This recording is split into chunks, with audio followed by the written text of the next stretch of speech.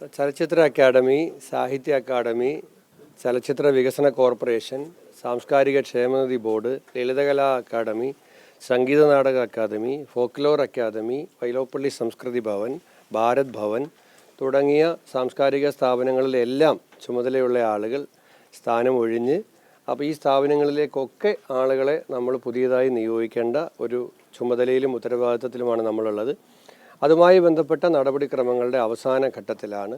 അധികം വൈകാതെ തന്നെ ഈ വരും ദിവസങ്ങളിൽ തന്നെ ഈ അക്കാദമികളുടെ ചുമതലയിലേക്ക് ബന്ധപ്പെട്ടവരെ നിയമിക്കാൻ നമ്മൾ തീരുമാനിച്ചിട്ടുണ്ട്.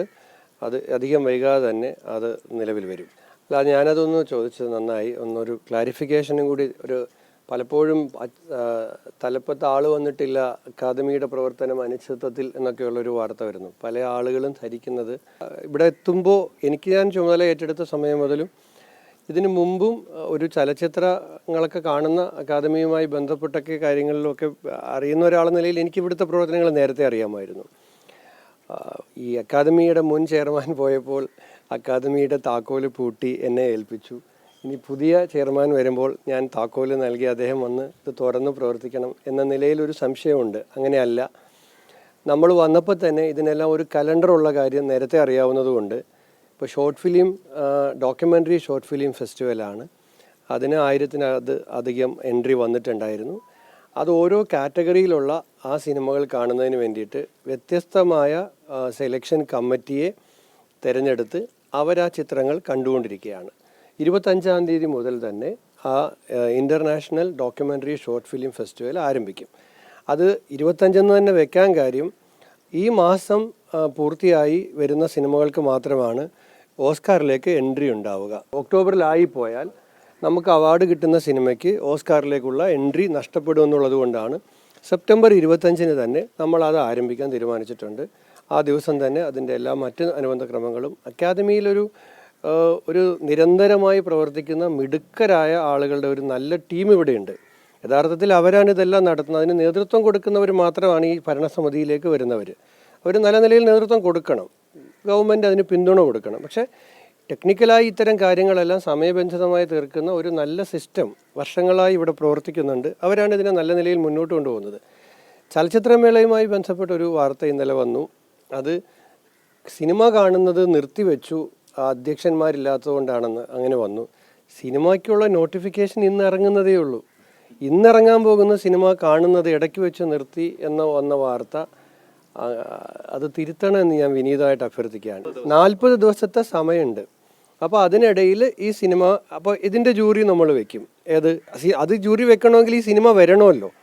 ഇന്ന് നോട്ടിഫിക്കേഷൻ വന്ന് സിനിമകൾ വന്നിട്ട് അതിൻ്റെ ജൂറി നമ്മൾ വെച്ചിട്ട് ആ ജൂറി സിനിമ കണ്ടിട്ട് അവർ സെലക്ട് ചെയ്യും. സെലക്ട് ചെയ്യുന്ന സിനിമകൾക്ക് നമുക്ക് പിന്നെ സെൻസർ ബോർഡിൻ്റെ എക്സംഷൻ വേണം. കഴിഞ്ഞ വർഷം ചെറിയ പ്രശ്നങ്ങൾ നമുക്കുണ്ടായി. പിന്നെ നമ്മൾ ഇടപെട്ട് എല്ലാവരും കൂടെ അന്നത്തെ അക്കാദമി ഭരണസമിതിയും ഗവൺമെൻറ്റും എല്ലാം ഇടപെട്ടാണ് അത് പരിഹരിക്കാൻ ശ്രമിച്ചത്. അപ്പോൾ ഇപ്പം നമ്മളത് മുൻകൂട്ടി കണ്ടുകൊണ്ട് തിരഞ്ഞെടുക്കപ്പെടുന്ന സിനിമകൾ പിന്നെ സെൻസർ ബോർഡിൻ്റെ എക്സംഷന് വേണ്ടിയിട്ടുള്ളതെല്ലാം അയക്കും. ആ സിനിമകളുടെ കോമ്പറ്റീഷൻ വിഭാഗത്തിലേക്കുള്ളതടക്കം അതിൻ്റെ ജൂറിയെ പ്രത്യേകം തീരുമാനിക്കും. അതിനെല്ലാം ഓരോന്നിനും ഓരോ സമയക്രമമുണ്ട്.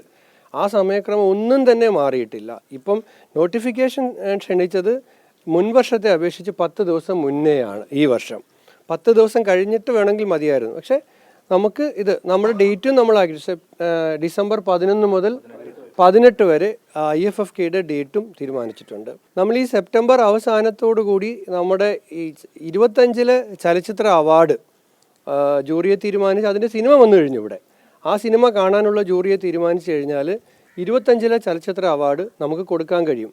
ഇനി 25 ടെലിവിഷൻ അവാർഡിൻ്റെ സമയമായിട്ടുണ്ട്, അതും നടക്കും. 24 ടെലിവിഷൻ അവാർഡ് കൊടുക്കാനുണ്ട്. 25 ടെലിവിഷൻ അവാർഡൊന്ന് വേഗത്തിലാക്കിയാൽ ഒരു ഇവൻറ്റിൽ വെച്ച് 24 25 കൂടെ നമുക്ക് അക്കാദമിക്ക് പൈസ കളയണ്ടല്ലോ. 2 ഇവൻറ്റ് നടത്തി 24 25 കൂടെ ടെലിവിഷൻ അവാർഡ് ഒരുമിച്ച് കൊടുക്കാൻ ശില്പങ്ങളടക്കം റെഡിയാണ്. 24 കൊടുക്കാൻ നാളെ വേണമെങ്കിൽ മുഖ്യമന്ത്രി ഒരു സമയം തന്നാൽ നാളെ വേണമെങ്കിലും, നാളെ കൊടുക്കാൻ കഴിയില്ല, ഇവരെല്ലാം അറിയിക്കണം. ഒരാഴ്ച സമയം കൊടുത്ത് അവരെ അറിയിച്ചാൽ നമ്മൾ മുഴുവൻ അവർക്ക് കൊടുക്കേണ്ട ശില്പങ്ങളടക്കം, അവാർഡിൻ്റെ ശില്പമടക്കം റെഡിയായിരിക്കുകയാണ് അക്കാദമിയിൽ. അപ്പോൾ അതും തയ്യാറാണ്. അപ്പം ചലച്ചിത്രമേളയുടെ ഒരുക്കങ്ങളെല്ലാം നന്നായി പുരോഗമിക്കുന്നു. ഡോക്യുമെൻ്ററി ഷോർട്ട് ഫിലിം ഫെസ്റ്റിവലിൻ്റെ ഒരുക്കങ്ങൾ നന്നായി പുരോഗമിക്കുന്നു.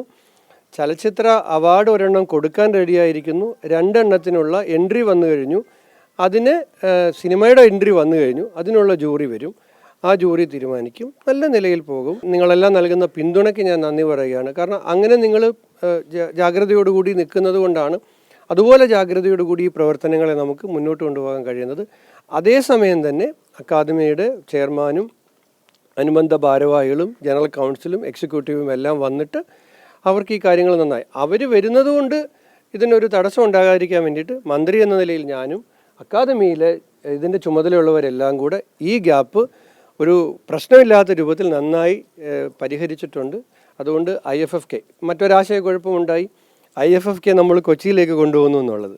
അത് ഞാൻ അക്കാദമിയിൽ മുമ്പിൽ നിന്ന് ഒന്നുകൂടി പറയുകയാണ്, IFFK ഇവിടെ തന്നെയായിരിക്കും, തിരുവനന്തപുരത്ത് തന്നെ ആയിരിക്കും അന്താരാഷ്ട്ര ചലച്ചിത്രോത്സവത്തിൻ്റെ വേദി. അവിടെ വരാൻ പോകുന്നത് JC ഡാനിയൽ ഫിലിം സിറ്റിയാണ്. അതിൻ്റെ സ്ഥലം ഏറ്റെടുക്കുന്നതുമായി ബന്ധപ്പെട്ട് അന്തിമ നടപടിക്രമങ്ങളിലേക്ക് കടക്കുകയാണ്.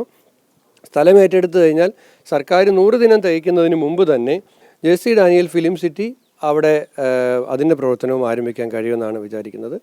അപ്പോൾ നമ്മൾ കുറച്ചും കൂടി കൂടുതൽ അക്കാദമിയെ ജനകീയമാക്കാനും ജനങ്ങളിലേക്ക് എത്തിക്കുവാനും എല്ലാമുള്ള പ്രവർത്തനങ്ങൾ മുന്നോട്ട് കൊണ്ടുപോവുകയാണ്.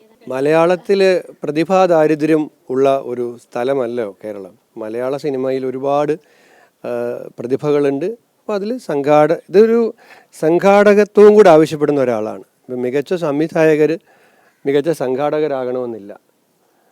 മികച്ച സംഘാടകർക്ക് ചിലപ്പോൾ മികച്ച സിനിമ ഉണ്ടാക്കാൻ കഴിയുന്നത്. അപ്പം ഇത് സംഘാടനവും കൂടി എല്ലാവരെയും കൂട്ടിയോജിപ്പിച്ച് ഒരുമിപ്പിച്ച് കൊണ്ടുപോകേണ്ട ഒരു കാര്യമാണ്.